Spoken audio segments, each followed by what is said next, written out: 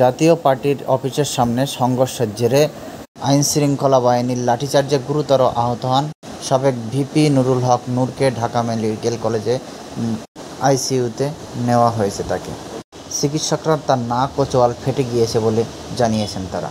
হামলাকারীদের বিরুদ্ধে 24 ঘন্টার আলটিমেটাম দিয়েছেন গণ অধিকার পরিষদ এবং এই ঘটনার নিন্দা জানিয়েছেন বিএনপি, জামায়াত এবং এনসিপি সহ সমস্ত রাজনৈতিক দল।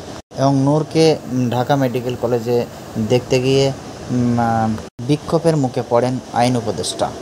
সংবাদ বিজ্ঞপ্তিতে সেনাবাহিনী জানিয়েছেন, বাংলাদেশ সেনাবাহিনী বিবৃতিতে জানিয়েছেন মব ভায়োলেন্সের তৎপরতা দেখিয়েছেন বাংলাদেশ সেনাবাহিনী।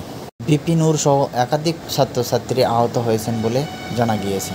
তো আমরা এটা কি দেখছি, তখন বলল ফ্যাসিস্ট সরকার, হাসিনা সরকার চলে গেলে দেশ শান্ত হবে, কিন্তু তার বদলে এখনো তো অশান্ত।